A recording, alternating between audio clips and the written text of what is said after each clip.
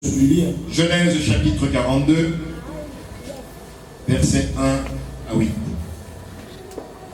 Nous disons, Jacob, voyant qu'il y avait du blé en Égypte, dit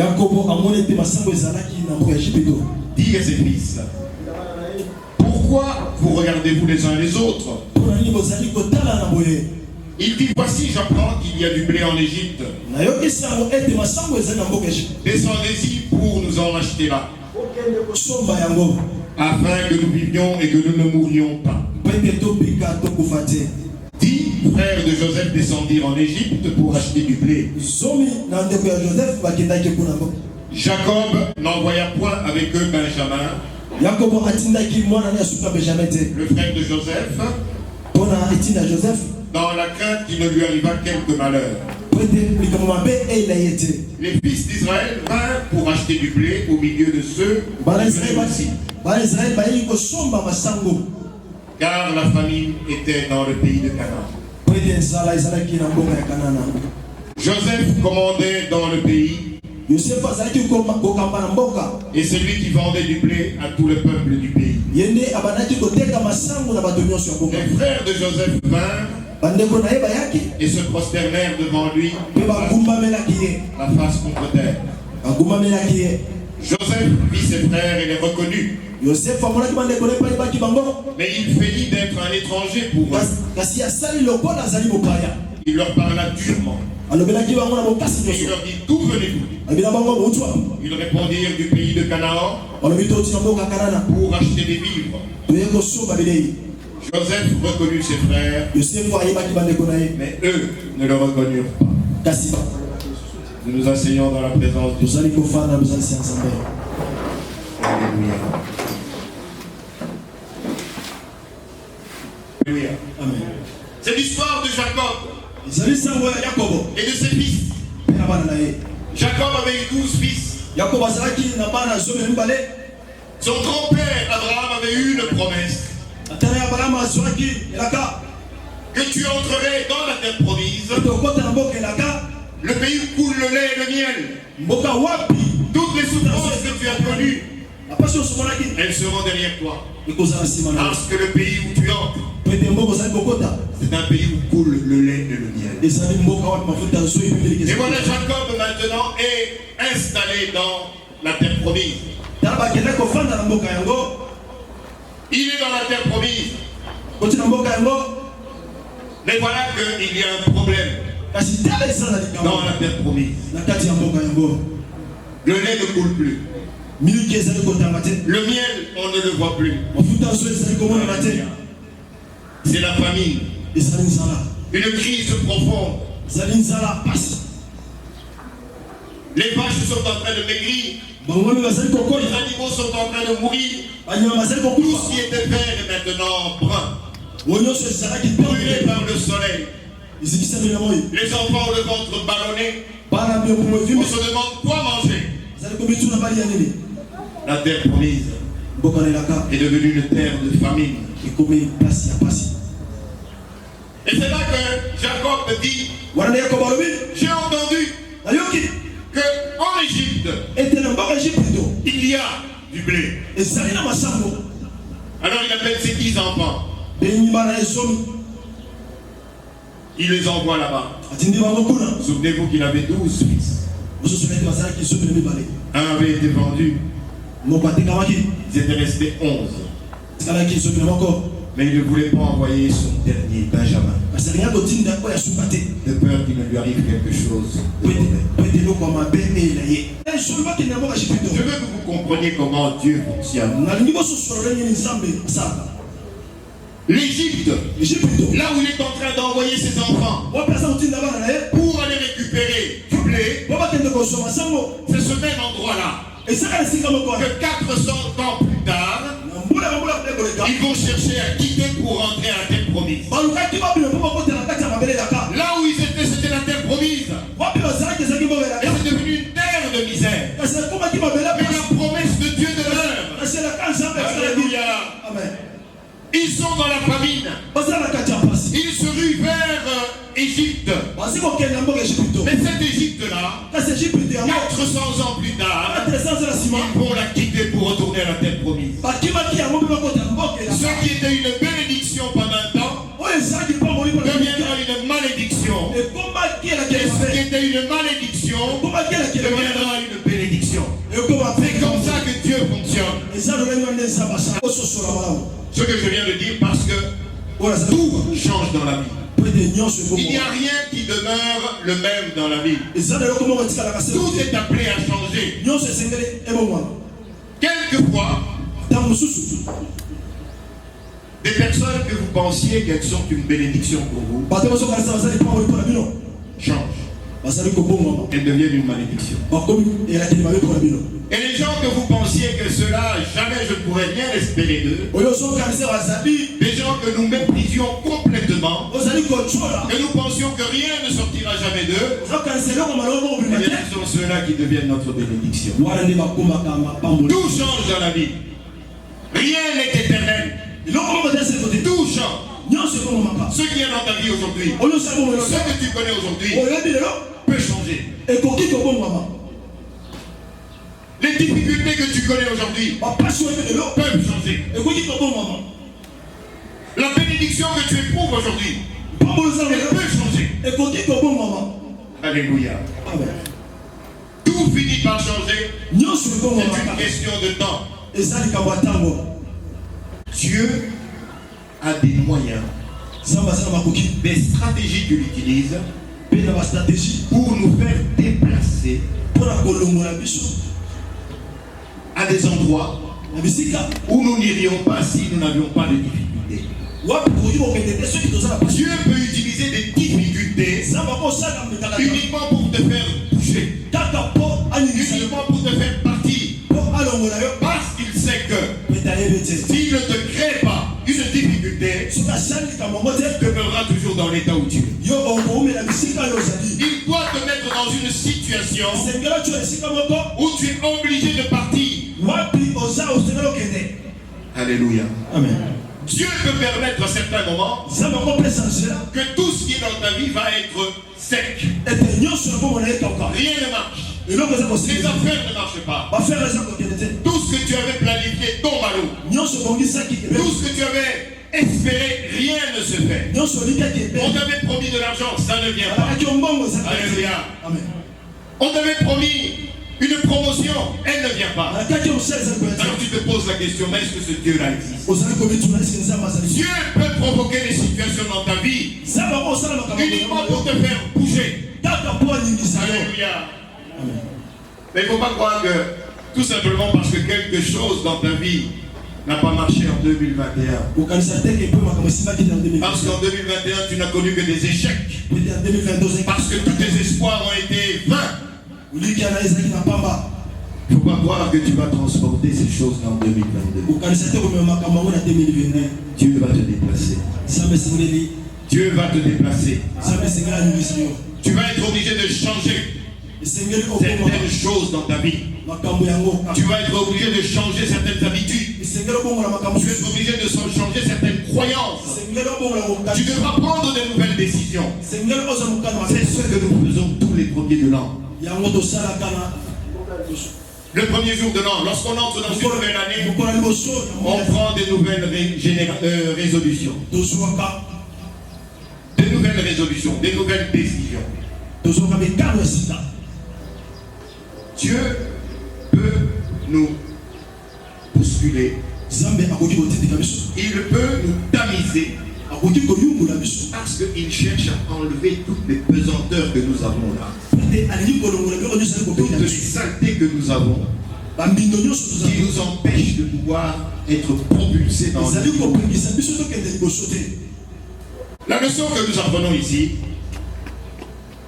songez un peu les frères de Joseph.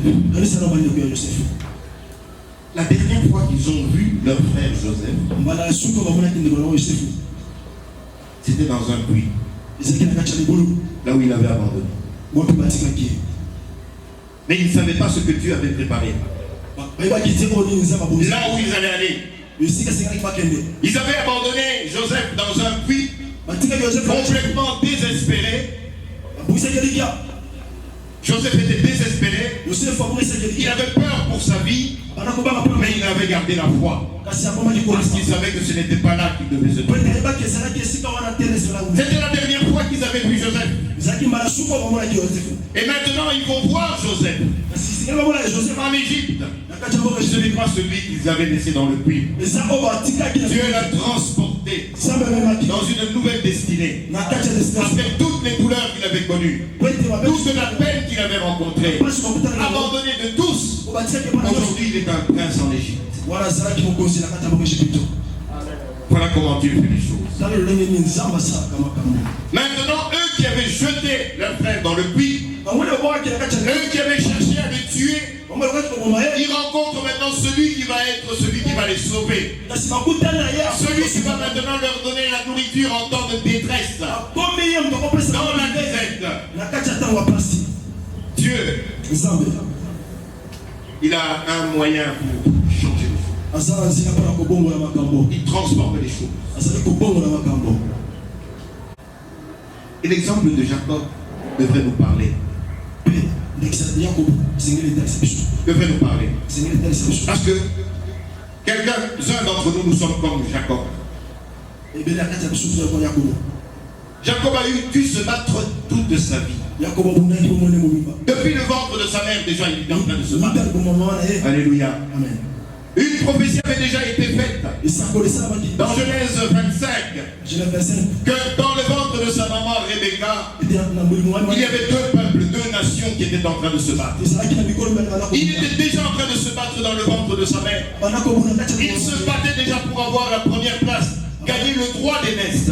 Mais voilà, ce n'est pas lui qui sort le premier. Le premier qui sort, c'est Ésaü. Mais la Bible nous dit qu'il a tenu par le talon. Parce qu'il devait se battre. Il devait se battre pour avoir son droit d'aînesse. Et cette prophétie s'est accomplie. Dieu ne regarde pas ce que vous voyez. Nous, on voyait le fils aîné. C'est lui qui devait être le porteur de la bénédiction. Mais Dieu en avait décidé autrement. Mais il a dû se battre. Comme toi, tu as dû te battre. Tout au long de ta vie, depuis que tu es enfant. Bien-aimé, si tu n'as connu dans ta vie que combat sur combat, tu essaies une chose, ça ne marche pas. Tu fais un pas en avant, tu fais 3 pas derrière. Si tu n'as connu que des situations comme ça, Dieu te dit que ce message est pour toi. Dieu te dit que tu vas connaître une promotion que rien ne peut montrer dans ce que tu vis aujourd'hui. Les gens vont te regarder, ils ne te reconnaîtront pas. La Bible nous dit, les frères de Joseph sont entrés, ils ont vu ce prince d'Égypte qui était là et qui leur donnait à manger. Et la Bible dit, ils ne l'ont pas reconnu. Les gens ne te reconnaîtront pas. Si tu es de ceux qui connaissent des combats, il y a des gens, je ne parle pas à tout le monde. Je parle à des gens choisis, qui sont prédestinés à un destin extraordinaire. Il y en a parmi vous ici. Si tu as connu que des combats, tu n'as jamais connu rien d'autre. Tu n'as jamais connu de paix. Les gens t'ont détesté. Les gens ont voulu te tuer. Sache que tu es prédestiné à un destin. Dieu va t'élever. Tu te trouveras à un endroit, dans une position. Les gens vont te regarder mais ne te reconnaîtront pas. Tellement que la bonté de Dieu sera sur toi. Ceux qui t'avaient connu, ce n'est pas ceux qui le voient. C'est ce que Dieu va faire pour toi. En cette année 2022. Il a lutté contre Dieu. Et Dieu lui dit, tu as été vainqueur.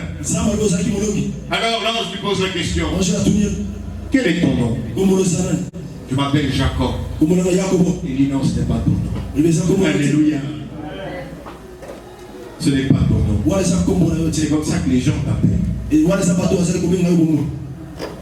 Mais ton nom c'est Israël.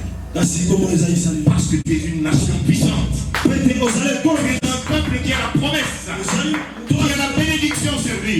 Ton nom est Israël. Prince. Tu es le prince. Israël veut dire prince. Un élu de Dieu. Alléluia. Et voilà le problème.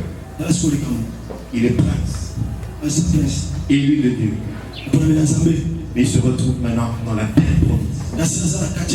Là où il devait avoir le lait et le miel. Là où toutes les choses devaient être très faciles. Il se retrouve là-bas aujourd'hui en train de mourir de faim. Un élu de Dieu, un enfant de Dieu, choisi par Dieu, serviteur de Dieu, et il est en train de mourir de faim. Il y avait beaucoup d'entre nous, nous sommes comme ça.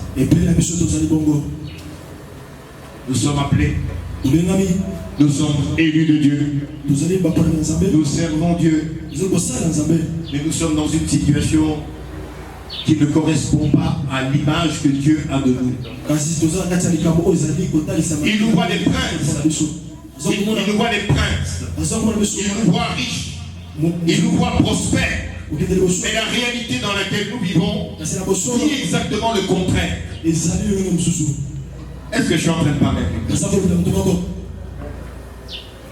Dieu t'a dit que tu es un grand homme d'affaires. C'est le don qu'il t'a donné. Et tu fais des affaires, tu vois que ça marche. Mais quand ça marche, tu recules. Tu tombes. Et tu te relèves, tu dois te battre encore. Dieu t'a fait tant de promesses. Et tu lui as donné ta vie. Tu le sais. Mais rien ne marche dans ta vie. Tu peux en arriver à commencer à te poser la question. Comment est-ce qu'un élu de Dieu peut mourir de faim? C'est de ça que le texte nous parle. Dieu te dit ce matin, tu es la semence de Dieu. Tu es la semence de Dieu. La Bible dit que tu es né de la parole de Dieu, qui est la semence de Dieu. 1 Pierre chapitre 1 verset 23 dit que tu as été régénéré par la semence incorruptible de Dieu. Donc tu es une bonne semence. Tel que tu es là, depuis que tu as reçu Jésus-Christ dans ta vie, tu es une bonne semence.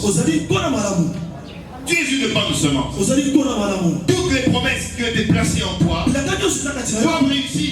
C'est comme lorsque je prends une bonne semence et que je la plante, elle doit donner toutes les promesses. Mais Dieu te dit maintenant, nous avons toujours prêché sur la bonne semence. Nous avons toujours prêché comment vous êtes une bonne semence. Mais aujourd'hui, il faut vous prêcher ce que c'est la terre. La terre dans laquelle tu es planté. Quelle que soit la semence, si elle est très bonne, si tu ne la mets pas dans une bonne terre, jamais elle ne produira quoi que ce soit. Jamais elle ne produira un fruit quelconque. Si je prends aujourd'hui un noyau de mangue, je le mets dans une tasse avec de la terre, est-ce que je peux m'attendre à ce que ce manguier pousse? Il ne poussera pas. À cause de la terre. Dans quelle terre est-ce que tu es planté? La Bible dit on ne met pas du vin nouveau dans des vieilles outres. Matthieu chapitre 9 verset 17.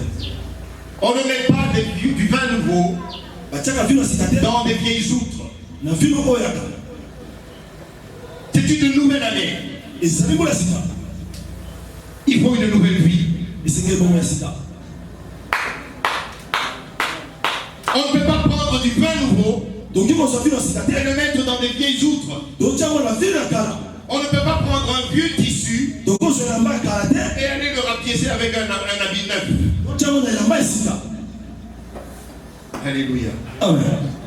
Si tu mets du vin nouveau dans une vieille outre, ce vin-là va gonfler. Il va percer l'outre. Et tout sera perdu. Toutes les bénédictions seront perdues. Nouvelle année. Nouvelle résolution. Amen. Nouvelle année. Nouvelle résolution.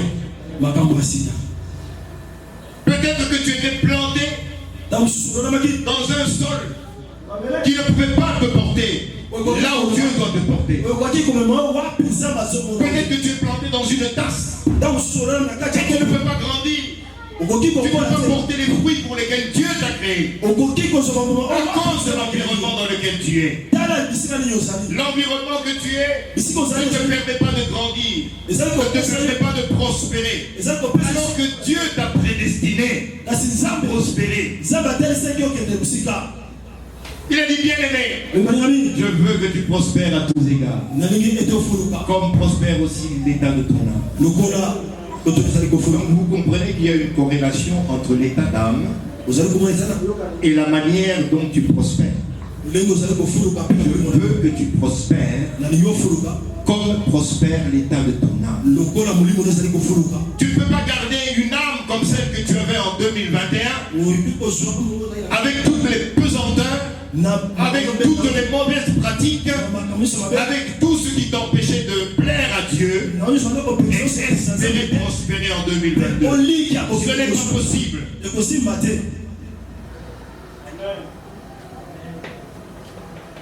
Peu importe la semence que tu es, si tu es planté dans un mauvais environnement, jamais tu ne prospères. Dans quel environnement est-ce que tu es planté? Examine. Regarde l'année 2021. 2021. Regarde tout ce que tu as fait. Tu aurais dû marcher. Ça fait toutes les promesses, ça devait marcher. Alléluia. Comme le bien-aimé qui avait investi dans une affaire. Et puis il a tout perdu. Alléluia. Dans quel environnement? Je ne peux pas, moi, accepter d'être investi dans une tasse de thé. J'ai besoin d'être investi dans quelque chose de grand. Je ne peux pas aller m'associer avec quelqu'un qui est trop petit pour moi. Dieu m'a donné une vision. Je ne peux pas aller m'associer avec quelqu'un qui est une mauvaise tête. C'est trop petit pour moi pour grandir. Il va m'étouffer. Il faut réfléchir avant de t'engager dans une affaire avec quelqu'un. Est-ce qu'il est dans une terre qui peut te permettre de grandir? Est-ce qu'il est dans une terre qui peut te permettre de prospérer? Peut-être que tu allais investir dans un endroit qui ne peut que t'étouffer. C'est trop petit par rapport à la vision que Dieu t'a donnée. C'est trop petit par rapport à cette bénédiction qui est sur toi.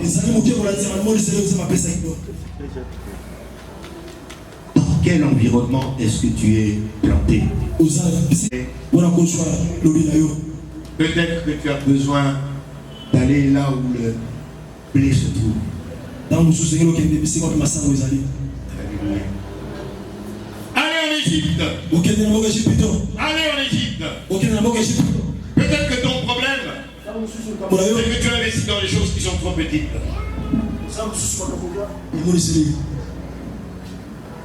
C'est peut-être ça ton problème. Tu investis dans des petites choses. Et tu oublies d'investir dans des grandes choses. Combien de choses est-ce que tu as déjà investi en Dieu? Fais un peu ton petit raisonnement. Toute l'année 2021 qui s'est écoulée. Combien est-ce que tu as investi en Dieu? Dieu qui est grand, qui est le plus grand, qui peut te faire prospérer. Toi, tu allais investir dans des petites choses. Alléluia. Amen. Tu es béni, tu vas acheter une voiture. C'est une petite chose. Tu peux la prendre, quitter le garage, tu fais le tour, accident. Tu n'as même pas eu le temps de l'assurer. C'est perdu. Petite chose. Qu'est-ce que tu as investi en Dieu? Le seul qui peut te faire croître. Alléluia.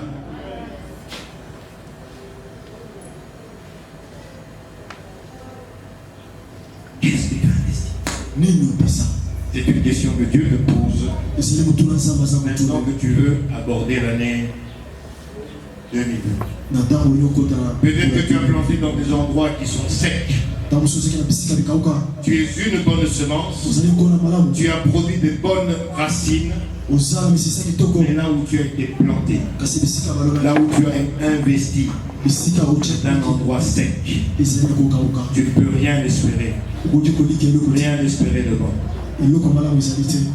Mais je veux te faire une prophétie ce matin. C'est la prophétie que tu gardes pour l'année 2022. Tu seras transplanté pour être planté dans un environnement qui te fera entrer dans ta destinée.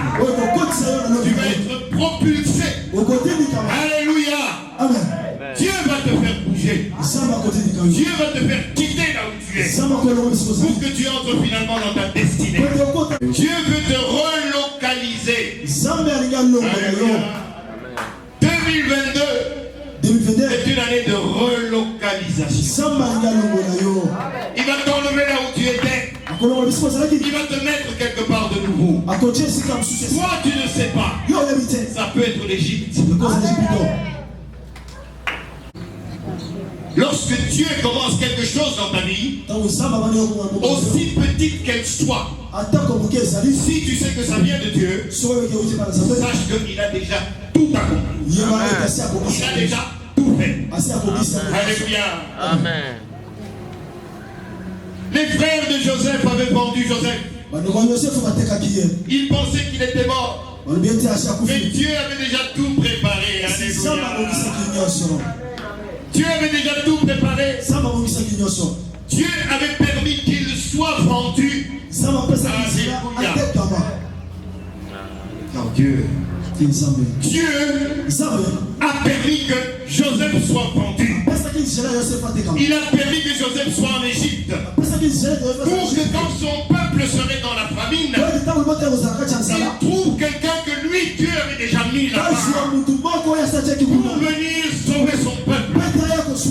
Dieu avait dit à son peuple, vous ne mourrez pas. Vous êtes mon peuple élu. Même si vous êtes dans la famine, j'ai déjà préparé quelqu'un. J'ai déjà préparé quelqu'un. Lorsque vous allez entrer, c'est lui qui sera votre bénédiction.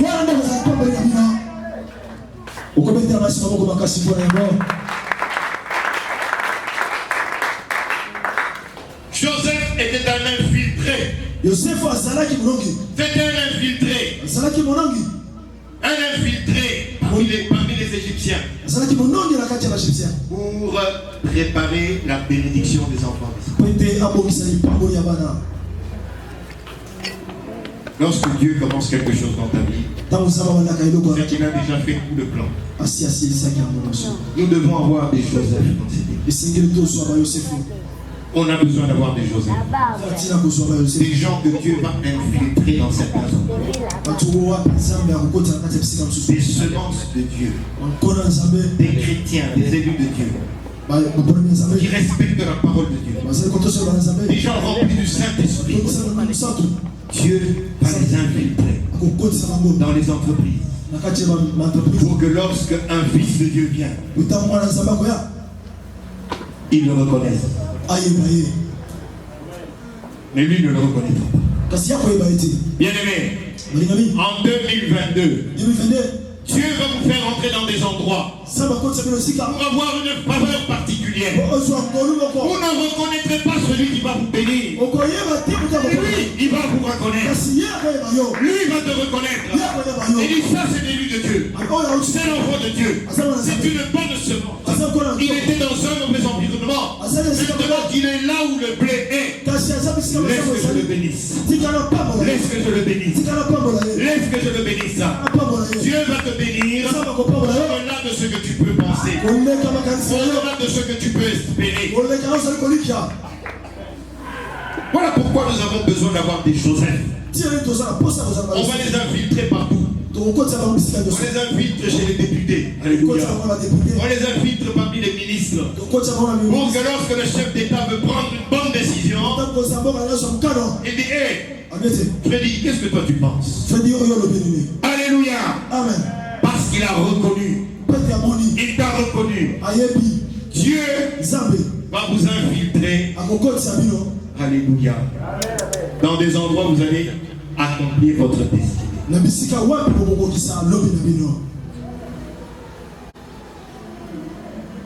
Il y a des Joseph ici.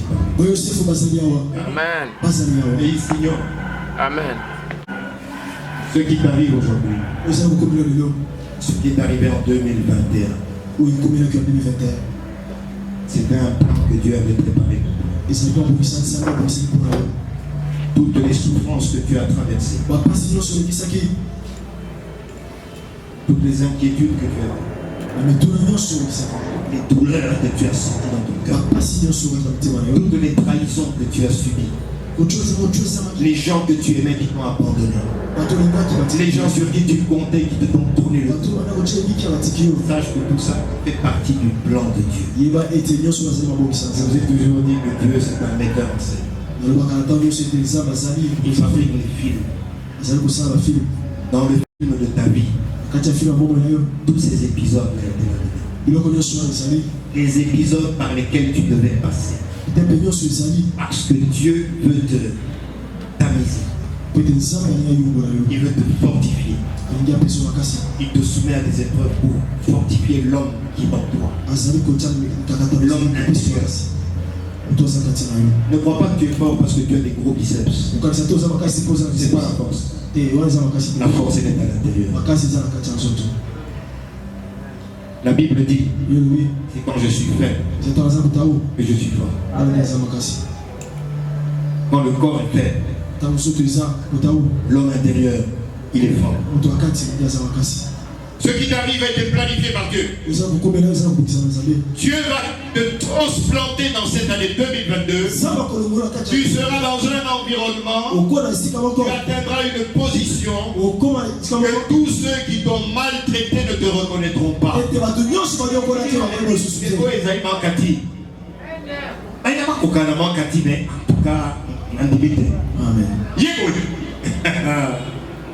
Alléluia. Maman. Vous êtes en train de participer au plan de Dieu pour me propulser dans ma destinée. En fait, tu devrais même aller les remercier. En tout cas, merci. Parce que ceux qui ont rapport à piloter, mais les naïfs sont. Mais les nazars en position, nazars en volonté. Tout ce que Dieu a permis qu'il arrive dans ta vie, c'est uniquement pour te pousser dans ta destinée.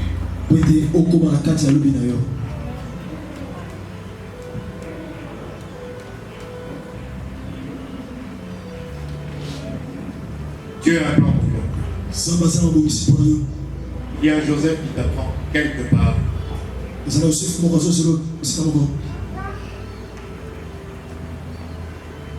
Et il va être la clé de ta promotion. Moi, tu ne me connais pas. Tu ne me connais pas. Même quand tu le verras, tu ne le reconnaîtras pas. Mais la faveur de Dieu qui est sur toi va être bénéficiaire de cette bénédiction. Alléluia. Le diable a planté des épines partout là où tu es.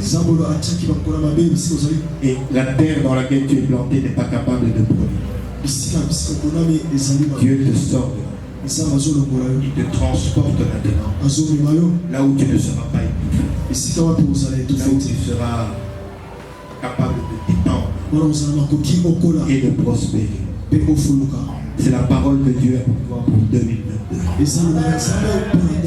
Toutes les larmes que tu avais sont restées en 2021. Aujourd'hui, Dieu te transporte pour te planter là où tu dois être. Dans un endroit où tu es nourri par la parole de Dieu. Une parole qui n'est pas arrangée pour vous faire plaisir. Mais la vraie parole. Elle peut vous faire mal. Mais c'est uniquement pour vous faire grandir. Nous nous tenons debout.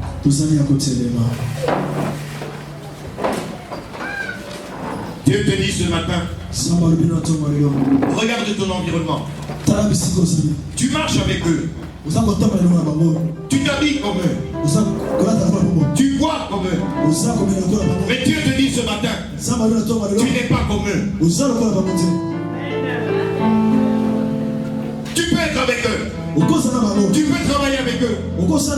Tu peux te balader avec eux. Dieu te dit ce matin, tu n'es pas comme eux. Il va te sortir de cet environnement. Il va te mettre là où tu vas réaliser ta destinée. Parce que juste aujourd'hui tu étais étouffé. Aujourd'hui Dieu te donne l'opportunité. 2022, année de bénédiction. Tu vas déclarer maintenant. Ouvre la bouche. Tu es prophète pour toi-même. Prophétise sur ta vie. Tout ce que tu as espéré. Tout ce pourquoi tu as prié. Prophétise maintenant. Que tout cela s'accomplit dans ta vie.